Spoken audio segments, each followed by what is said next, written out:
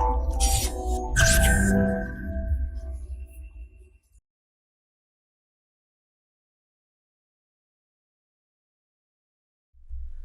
Friends, this is Gautam Pandey coming up with the next round of बस 5 minute. तो आज के बस 5 मिनट में हम बात करेंगे what is the SOVA virus. तो फर्स्ट ऑफ ऑल जरा देखते हैं ये सोवा वायरस आखिर न्यूज में क्यों है। देखिए, recently Indian computer emergency response team, जिसे शॉर्ट फॉर्म में हम SR-3 के नाम से जानते हैं, उन्होंने सोवा वायरस रिलेटेड एक एडवाइजरी जारी की है। तो हमारे लिए इंपॉर्टेंट हो जाता है ये समझना कि आखिर ये सोवा वायरस है क्या, आखिर ऐसी क्या बात हो गई कि SR-3 को एडवाइजरी जारी करनी पड़ गई है। तो इस वीडियो में हम सोवा वायरस से रिलेटेड सारी बातों को समझेंगे सोवा वायरस आखिर है क्या, या फिर हमें कैसे हार्मफुल है, ये हमारे लिए कैसे हार्म पहुंचा सकता है, या फिर इससे कैसे बचा जा सकता है। इन सारी बातों को इस वीडियो में हम डिस्कस करेंगे। तो चलिए शुरू करते हैं। सबसे पहले जरा हम सोवा वायरस के विषय में समझते हैं। देखिए, अगर सोवा वायरस की बात करें तो ये एक बैंकिंग ट्रोजन वायरस है।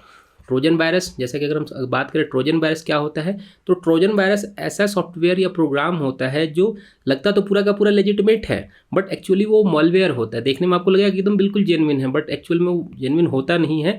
वो एक वायरस होता है जो आपको पूरी तरह से आपकी जो भी डिवाइस होती है उसे हैक कर लेता है। तो ये एक मोबाइल बैंकिंग ट्रोजन वायरस है। इससे पहले क्या हो रहा था कि USA हो, रसिया हो, वहाँ पर ये इसके केसेस बहुत ज़्यादा देखने को मिल रहे थे, बट हाल फिलहाल में इंडिया में भी इसके केसेस बहुत ज़्यादा देखने को मिल गए हैं, जिसके कारण SR-3 को एडवाइजरी भी जारी करनी पड़ गई है। और देखिए, SR-3 का कहना है कि ये मोस्ट डेंजरस वायरस है फॉर द मोबाइल बैंकिंग के लिए। मोस्ट डेंजरस वायरस क्यों कहा जा रहा है, इसको जरा समझना जरूरी हो जाता है।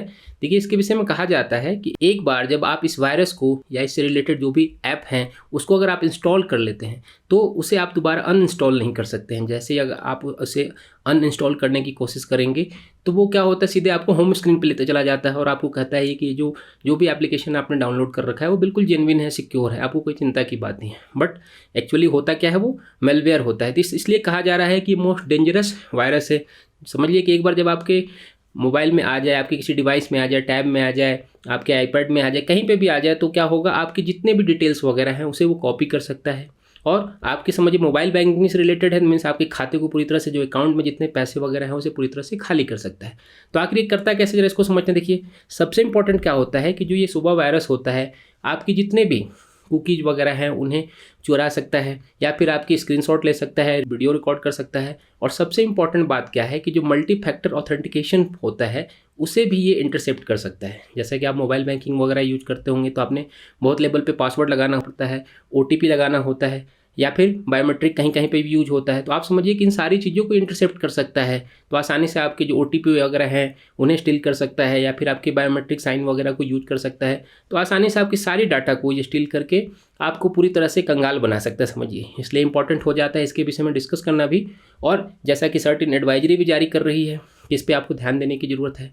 तो अब बात आती है कि आखिर इससे बचा कैसे जाए। देखिए, जैसा ऑलरेडी हमने डिस्कस किया कि एक बार जब ये इंस्टॉल हो जाए तो उसे अनइंस्टॉल नहीं किया जा सकता है। तो लेकिन इंस्टॉल करने से पहले कुछ बातों का ध्यान दिया जा सकता है। जैसे कि अगर आप कोई भी एप्लीकेशन जिसे आप इंस्टॉल करने की सोच रहे हैं तो उसे आप सिर्फ और सिर्फ जो भी जेन्युइन सोर्स हैं, जैसे कि आप ऐप से जहाँ से भी करते हैं वो जेन्युइन सोर्स होना चाहिए, वहीं से आप उसे इंस्टॉल करें। ऐसा नहीं कि कोई भी किसी ने आपको मान लीजिए कोई मैसेज भेजा या कोई लिंक भेजा, इसमें बहुत सारे लिंक वगैरह होते हैं। देखिए कि आप लिंक क्लिक करेंगे तो आप करोड़ों रुपए की लॉटरी जीत सकते हैं। ऐसे जो भी बातें होती हैं उनसे हमें बचना होता है। यहीं पर इस तरह की जो वायरस वगैरह होते हैं, मालवेयर होते हैं, वो आपके डिवाइस में एंटर कर जाते हैं। और सबसे इंपॉर्टेंट बात ये ध्यान रखना है कि जब भी कोई एप्लीकेशन को अगर आप इंस्टॉल करें तो उसके जो लोगो वगैरह है उसे क्रॉस चेक जरूर करें। भले ही आप जेन्युइन सोर्स से ही इंस्टॉल कर रहे हैं उसे, बट उसके जो लोगो वगैरह हैं उसे फिर से जरूर आप क्रॉस चेक करें, ताकि आप आसानी से इस तरह की जो वायरस हैं, सोवा वायरस से रिलेटेड, इस तरह की चीज़ों से आप बच सकते हैं। तो होप आपको सोवा वायरस से रिलेटेड सारी बातें समझ में आई होंगी। Thanks for watching.